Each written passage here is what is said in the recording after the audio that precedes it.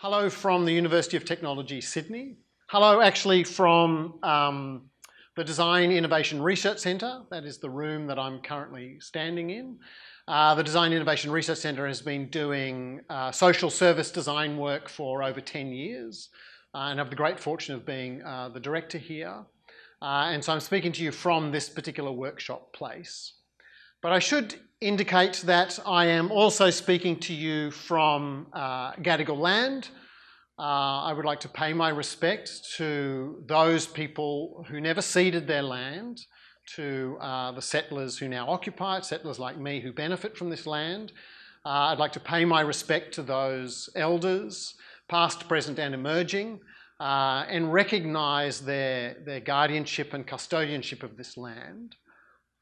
We settlers have only been in this place a very short time, definitely compared to the 60,000 years that, or at least 60 to 100,000 years that they have been successfully, sustainably living in this land.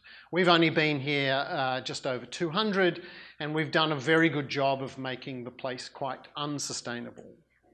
And I've got an odd sort of way of referencing this. It's the local Piedmont History Group's website, and I only use it because very down the bottom here it indicates the extent to which local populations were subject to contamination and contagion, which was always part of colonisation. And obviously that bears relation to our current circumstances. Part of the circumstances that are keeping me from you, though I'm not so much worried about the health impacts, but needing to do a lot of work here at the University of Technology, Sydney, as we try to shift our educational models to take into account students subject to travel bans. So there's a lot of work keeping me here. So I apologise for not being with you in the Philippines. It does give me a chance to actually speak this to my colleagues who very kindly are joining me in this room, which actually in itself is an interesting advantage, because ordinarily I would go away and I would say this and my colleagues would never know what it is that I'm saying, which sometimes is a good thing. But in this case, it's really interesting and a little bit awkward. And I'm going to talk about this awkwardness. I'm feeling the awkwardness even now as I look at my colleagues, but then think I should be looking at you in the audience, you in the future. This is Wednesday and I will see you on Saturday. So the whole thing is a little bit awkward. And I'm drawing attention to it because it's actually going to be the key point that I want you to take away from this talk today. So ordinarily my colleagues wouldn't get to see it, and I'm very grateful that they do get to see this, and I will chat to them about this event after we finish recording, and then hopefully I will be online to speak to you also. So, as I indicated, we've made this land, not only here, but around the globe, quite unsustainable, and I would like that to be the context. This is a section in which I am talking to you about sustainability in relation to craft, that section of the conference. And I would like to just say that we have been concerned about our sustainability as a kind of global consumer force, for 30, 40, 50 years at least, in terms of ecological politics, modern versions of ecological politics. But it's taken us a long time. We kind of know we're unsustainable intellectually, but we don't really know we're unsustainable in a really felt way. And I think that's because it's important to remember that unsustainability has tended to be too big, it's tended to be too small, it's tended to be too slow, too fast. It's tended to be too big in that it is what is sometimes called a kind of Anthropocene, or Tim Morton would call it a hyperobject. It manifests at a very global scale, which is obviously beyond our local community experience. So it's a phenomenon that we have to trust mediaries to present to us. Here is somebody failing to trust those mediaries. Here's somebody making a very odd and stupid claim about what they can see or not see about plastic pollution. And it's my understanding that immediately following me speaking, you in the Philippines will be talking a lot about single-use plastic. Here is someone who's saying it's just not a problem. This is the kind of denialism that you can do because unsustainability is too big a problem. On the other hand, it is too small. We've known for a long time that a lot of the ecological impacts occur at molecular levels.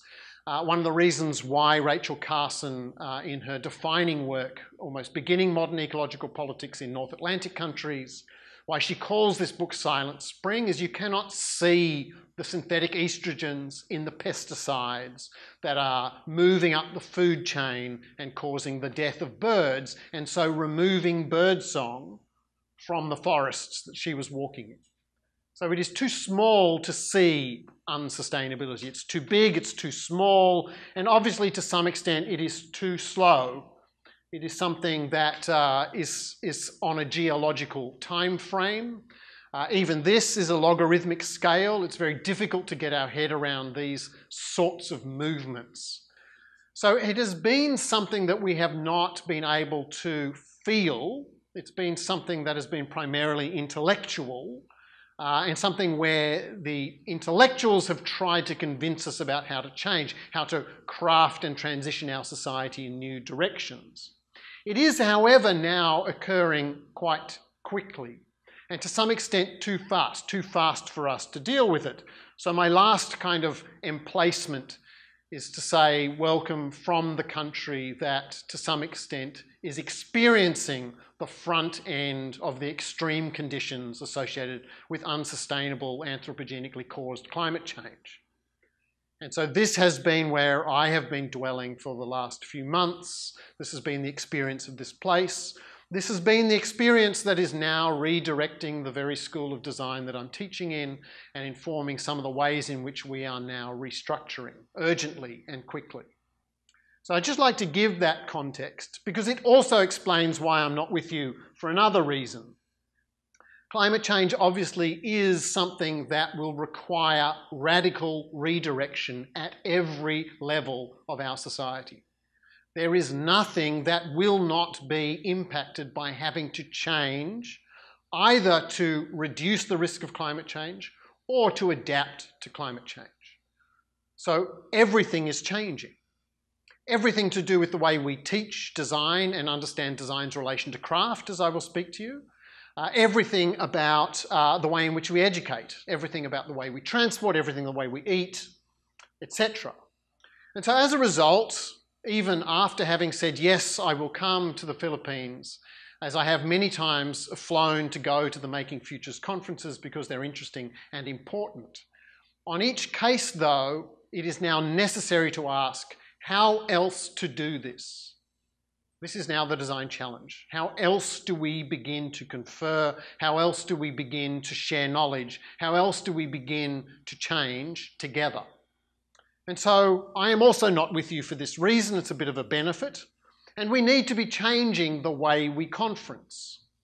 We need to allow this type of activity, and this is precisely a very badly designed experience that you are having. It's something that we've put together hastily, but it's also, even if we were doing it in a more considered fashion, difficult to do well. And again, that's exactly the point I want you to remember. That's the point that I'm trying to get to. But I also want you to imagine that there's a really bold challenge here about how to actually change the nature of conferencing. How to actually restructure that experience. What would it mean? How would we go about transitioning this experience? What would we transition it to, and how would we change it? Now, the Making Futures conference always had elements of innovation, the kind of request that Keynote has come back and run workshops, the workshop components, the need to always not just have paper delivery, because it was paper delivery by people who were interested in sharing their craft, in all senses of that word. But I'm not sure it's innovated enough in relation to the challenge we're now facing in the context of climate change, in context of the unsustainability of all of our societies. I have had some odd versions of an experience of kind of different types of conferences. This was an appallingly named Doference. It was a conference at the Savannah College of Art and Design several years ago, run by a guy called Scott Boylston. But it was a very interesting model because he just said, if I'm going to attract a whole bunch of really interesting people to come to a place, in this case, Savannah, Georgia, a place that really has lots of difficulties, dilapidating infrastructure, housing structure, inequality. If I'm going to bring people to this place, and they're going to share knowledge, perhaps I should capture that expertise and get them to do something while they're here. And so he spent 6 months prior briefing local communities and framing up problems so that there could be acupunctural injections of some quick insight by those experts who were drawn to this place. And that might accelerate shifts in a whole bunch of local problems that students could then take up for a year following. So he structured 6-month prep and the year following a bunch of courses that would allow all these people coming to one place to actually have the benefit of having come there. That the local community would benefit, not just the participants in the conference. And this, I think, is part of the brief of how do we begin to craft different ways of sharing knowledge in this kind of context. How do we make it worthwhile? It's not just about not travelling. It's about saying that when one does travel, there needs to be richer experiences than networking. There needs to be more value created than knowledge sharing. There needs to be the use of those in a particular place, the social capital, their intellectual capital, use them to try and do something else. And I should just say a little theoretically that I'm also not talking only in a kind of efficiency manner. I'm also trying to say that this is a different model of being sustainable. This is a Bataille scholar, Alan Stokel, French studies scholar, who wrote a very beautiful book in which he criticises a kind of thrift version of sustainability, where we just need to be saving as much as we possibly can.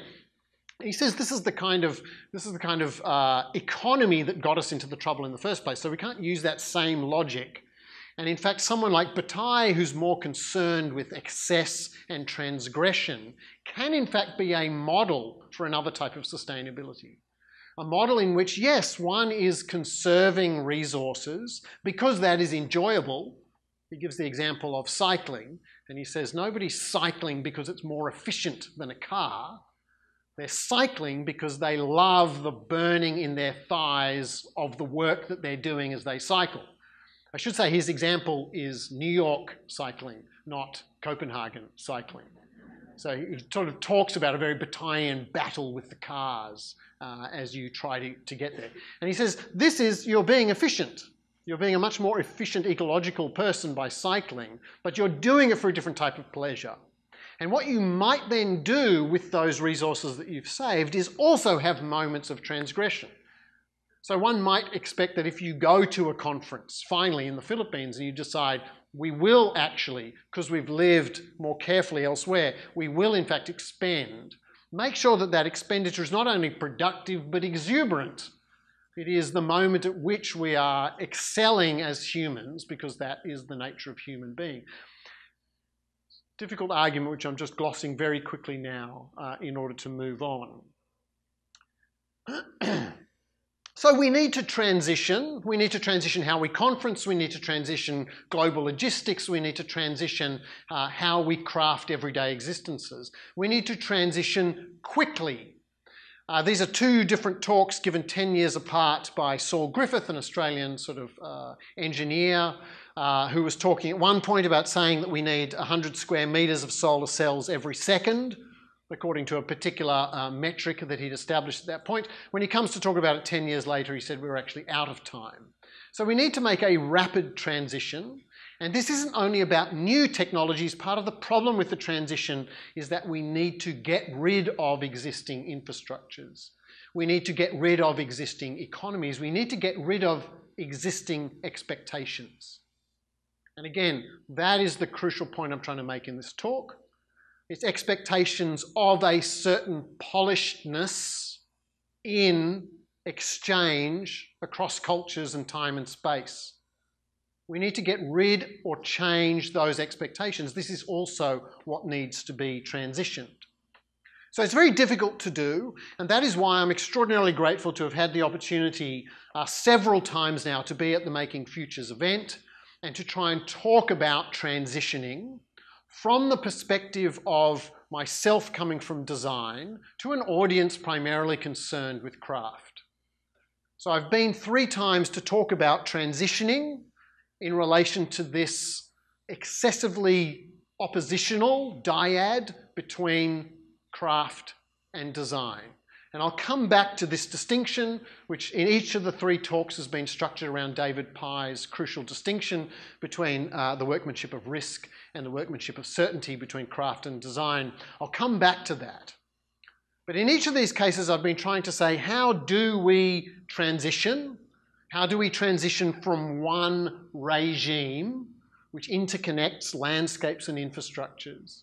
And how do we move to a new regime? How do we break paradigms? How do we change systems? And it's obviously not an easy thing to do. This very ugly diagram makes it clear that it's not easy to do. In fact, this is a very simplified diagram compared to some of the transitions that have occurred. This was a documentation done by Kaki Scott, PhD student I worked with at Carnegie Mellon. This was her characterization of the shift from horse-drawn vehicles to cars. And it was many different movements occurring over a period of quite a short period, 30, 40 years, in which cities were completely restructured from being animal-dominated to being car-dominated. So we've done these transitions and we can learn from these transitions. And one of the things we know about these transitions is that they tend to be what ecologists, which is why we use the word transition, call punctuated equilibrium. They're moments at which stable landscapes stop change, hold things in a quite resilient manner because of the interconnections. So they hold things in place. But then those same interconnections, given certain conditions, allow change to rapidly cycle through and make a phase shift to a different socio-technical system. And one could say, are we now, am I, having lived through the bushfires here in Sydney, Australia, and up and down the east coast, and in fact all around Australia, am I at some kind of tipping point? Or will we just bounce back to the old system? How can we use this fracture to try and transition? So these transitions are sometimes slow, as I said at the beginning, and sometimes fast. I just saw this the other day exactly as I was preparing this talk and thought, this is exactly the point. And so that's what I'm talking to you about this afternoon, or I think it's this morning. I'm talking to you about how we could take this fracture, this moment, which might be COVID-19, it might be climate change. How do we take that and use this as a moment to actually craft a transition to a very different way of being? And what should we be crafting our way to quite quickly right now? And one, for example, I'll just give you a sense, it's not only that once one changes that everything can change, it's also that on the other side of that change, everything starts to look different. So I don't know how many people saw this recently, very beautiful sort of graphic piece of journalism in the New Yorker. And it's someone describing a particular phenomenon that's been occurring in China with a whole bunch of the quarantine cities and citizens who ordinarily spend all their time eating out, now being forced to eat in, having very little skills in cooking, and so using social media to teach each other how to cook with whatever they've got in the cupboard at the time. And it's become an incredible source of interaction. It's a whole bunch of people crafting very different skills in their life. And so all of a sudden, one particular type of transition, just to do with contagions and minimizing transport, opens up very different desires, very different expectations, very different skills. One can imagine that on the other side of COVID-19, there might be very different food practices now possible, only because of this opportunity, this crisis/opportunity. So I'd like to just think about this. I'd like to think a little about this in the context of design and craft. And as I said before, though, we're doing this because the current setup for doing these kind of distanced talks is not well designed. It's a kind of messy hack. This is an advertisement for a particular lighting that you can buy if you're going to run a home YouTube channel.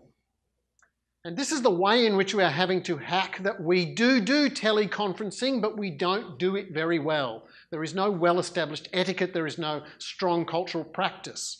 We don't have local cultural practices that can interface. Everyone just has to have that awkward, hello, I'm not looking at you, of being on a screen, or in this case, two completely different time frames.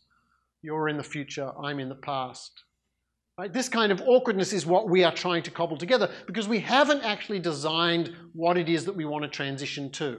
So I want to talk about that, as I said, in the context of a rather too forceful opposition between craft and design, which I've done each time I've spoken at this Making Futures event. As I said before, generally one can understand this distinction in the way David Pye tried to, as understanding that craft, being mostly handmade, will be dependent upon the skill of the craftsman to attain any kind of regularity in the production, and that the particularities of some material you might be working with each time will speak back and not always comply with the skill of the craftsperson. And so as a result, any outcome of craft has always had this element of risk. It is not possible to mass produce craft because of that risk, or precisely because of that risk one can't mass produce. Now this distinction is there to show that design, under a certain kind of conceptual history, arose as the very way of changing craft so that it could be mass produced. And it stepped away from the materiality of making in order to visualize a plan for production. And it had a particular way of treating materials that allowed them to stop speaking back in the making process and made them compliant to what the designer wanted them to be. And for a while, it was completely changing the nature of timber and turning into veneers and steaming it. And then it became different ways of working ferrous metals so that they were thin and moldable, and then non-ferrous metals, and then plastics. Plastics ultimately being the design material, the material that cannot speak back, that just simply does what the designer wants it to do. And so with that level of control, an ideal, not in fact the case, but in terms of that ideal, design is able to attain the certainty that allows mass production. The production of the identical at 1 million. If you're in manufacturing, your aim is 6 sigma. It is to have 1 in 1 million failure rate, meaning 999,999 are exactly the same. They are indistinguishable. It is that level of certainty. So this is why I think this distinction is useful. It is indicating that when one pulls away from the handmade, from the embodied, and from the material, and when one has a moment through the visual and the digital, if one can master that, which is itself a craft, I'll come back to that, that if you do that, then you can start to make the identical that no longer has any place. And mass production, mass consumption becomes possible. So this is perhaps the cause of our unsustainability, this very shift. So I'm using it because it's crude, but I'm using it also because it becomes an explainer of why we are so unsustainable. I should say it is a very problematic distinction. It is a very forceful opposition, which I think we need to question. We need to question it for lots of different reasons. One is that it's actually quite colonialistic. It comes from a particular colonialist account of the development of societies according to their technologies. This kind of myth that somehow humans can be ranked according to the level of technological accomplishment. I'm just at the moment reading Xixing Lu's The Three Body Problem, which I'd recommend, but it's an extraordinarily structured around this very heavy-handed colonialist account of determined differences in technology. And I think this is really problematic. It always locates craft here as opposed to the designed industrial and post-industrial. And I'll give you one very local example of why this colonialism is problematic and needs to be refused.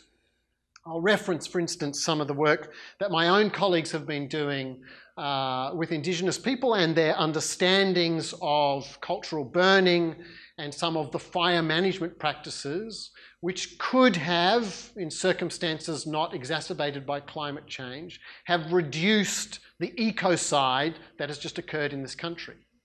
So there is a whole knowledge involved in these First Nations people of understanding how to be with this country for the last 60 to 100,000 years. This is, to some extent, not a type of agriculture, but a type of managed landscape. It doesn't fit in this particular hierarchy. It's not itself farming, which is quite often the Indigenous population is oppressed, having claimed that it did not take up farming. We now know this not to be the case through the work of Bruce Pascoe and others, but we know that it was a very different pathway, that one doesn't have to follow this lineage. That in fact landscape management is a different technology that's neither, let's say, a craft nor a design. It's a very different take, and it's one that will be crucial to the sustainability of at least this country moving forward. So I think this is an interesting challenge to the dyadic nature of craft and design.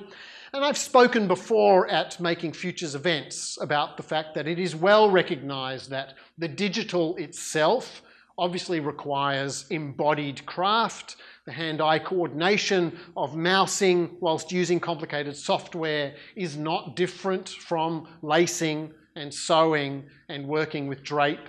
The kind of materiality of informatics is not, I think, ontologically different to the feel of materials. There is a craft involved in the digital.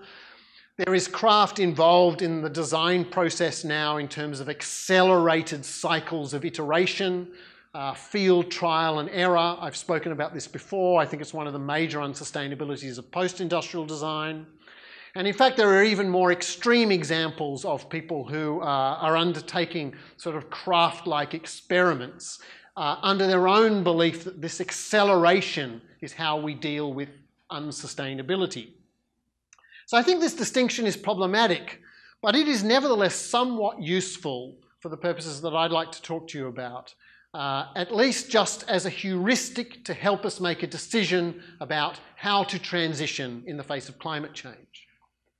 Because one of the characteristics of this distinction is to say that craft tends to be slower and of a smaller scale, which is perhaps what we need when the very global speed of mass consumerism is inherent to our unsustainability. We need to become more local. We need to become, as Bruno Latour argues, down to earth. Not only local, there is an advantage to the global, the interconnection, that which might free certain people from oppressed localities, that which would allow knowledge to be shared, but obviously not at the level of the economy.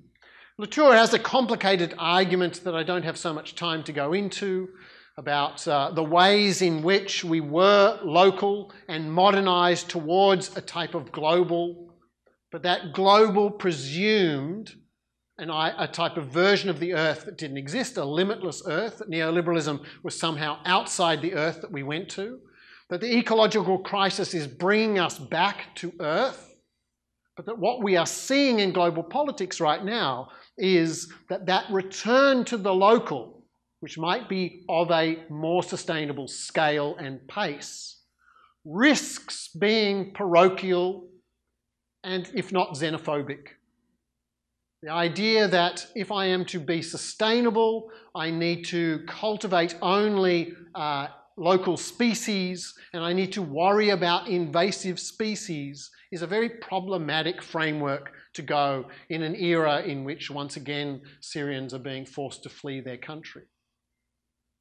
And so we have this dynamism between the local and the global. And I use this only to say, to some extent, we want a combination. And the question is, what is a combination of global and local? What is the right one? We've known this for a long time in terms of ecological politics. But the problem is that this phrase is dangerously naive, think global, local, because it is in fact the same one of globalist capitalism. Amazon's very platform, the whole of platform capitalism, is there to say we can be the global infrastructure for your local selling. So this is a version of the combination of global and local which I think is problematic. It's not the one that I think we should be going for. I spoke at the previous Making Futures, particularly to the craft community, about the danger of doing local craft and then selling and distributing that craft on a platform like Etsy, a platform which itself, through various sales, has started to no longer have the same level of commitment to the local. So in fact, this version of the local and the global is a type of global capital colonialism, extracting that local, colonizing that local. I responded last time by saying we need platform cooperativism. The locals need to own the platform rather than having global venture capital controlling it. And again, at a previous talk, and again at the conference, you'll hear some of this in relation to Fab Lab, another version of the combination of the local and the global, another kind of version in there around a down-to-earth politics in relation to the unsustainability of globalism might be something like cosmo-localism, using sophisticated technologies to allow local production. And again, I've expressed some concerns about this.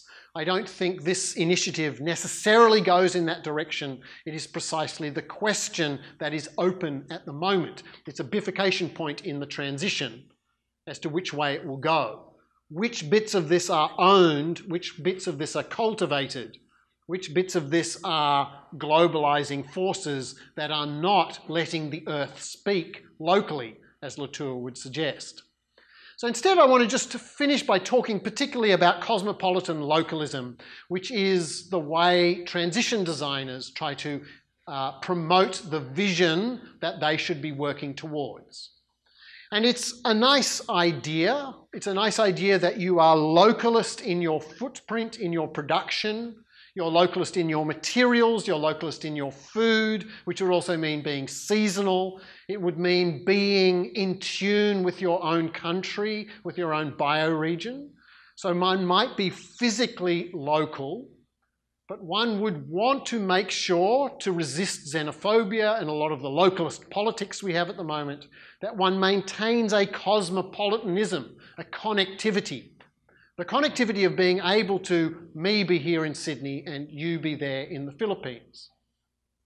So this might be an idealistic design brief for this future that we should be transitioning toward. A more sophisticated characterization is now emerging with Arturo Escobar and colleagues' work, which he's characterized as pluriverse.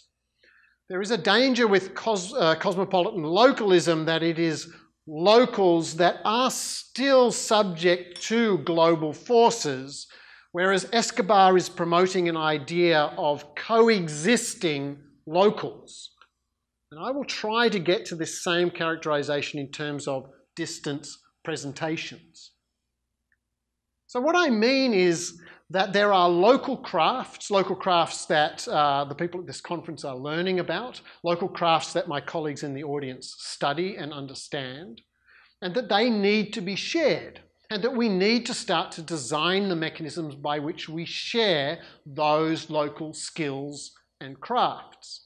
One of the big challenges is that this, as I said before, this distance presentation, recorded video beamed across the internet, this is a very clunky mechanism and it does not do justice to the very materiality which is the substance of craft production. It's very difficult to make a video that shows the smell or feel of when to make a particular intervention in relation to some local craft practice. So we want to start to share these activities. And we oddly have many examples of this. In the middle of the mess that is YouTube, filled with some of the worst of humanity, there is nevertheless also still one of the most incredible global learning communities just sharing local knowledge about different practices.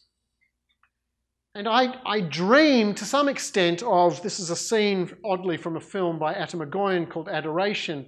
I dream of a moment in which after dinner entertainment is not watching Netflix passively, nor the sort of Clay Shirky model of everybody getting on the internet and abusing each other by text anonymously, but instead rich interactions with collections of people, as was depicted in this film. For reasons I can't explain, but it was a very beautiful, seamless presentation of what I considered to be a desirable pastime, a kind of cosmopolitan interaction. Not the anonymity of text, which tends to lead itself to flames, but instead a collaborative discussion in which people are sharing experiences. But obviously this will not be the very one to share craft. This will not be the one that allows the materiality of craft to be shared. This will not have enough local. It will probably still have too much global in that way of communicating. I'm certainly not trying to advocate for rich presence, VR style, or in this case, I've forgotten what these things are called when you project. Hologram, right? Holograph. Right? I'm not interested in this. I'm precisely not wanting a global colonization of this sharing of craft. So in fact, this is why I have all the time been emphasized the kind of awkwardness of this moment, the weird awkwardness of me giving this presentation. Hopefully the quality of the video and the sound is good. It's possibly bad. The awkwardness of me talking to two audiences, my colleagues here, you who I don't know there. This awkwardness, I think, is the very thing we should be designing into this sharing of craft. Not a seamless, globalized sharing of knowledge, but a seamful one of mistranslation, one that we have to continue to struggle with, one in which locales exist as pluriverses, not as absorbed into the global village. And so I'm interested to start thinking about how to do distance presentations that are rich and multi-sense and allow engagements before and after and are supplemented by, when warranted, actual travel and physical engagement. But I want to see if we can also transition to changed expectations about those interactions. Expectations that don't want polishedness. They don't want modernist gloss. They want a little bit of struggle, a little bit of us having to be people engaging with systems that we do not necessarily tolerate and want to disappear. And so this is what I would suggest we need to work to. This would be my sudden insight, having thought about this conference and this talk and the situation of me having been forced to stay in Sydney. This was the moment in which I started to think, I have a design brief for what distance education should start to look like. And I have, for almost the first time, a good example, I think, of this ideal of cosmopolitan localism, where I have a kind of practical instance of what the pluriverse might be. And so I certainly welcome you all to help me, and in your own ways, not just mine, that would be to recolonize it, help me work towards this kind of future, this seamful engagement of cosmopolitan locales. Thank you very much.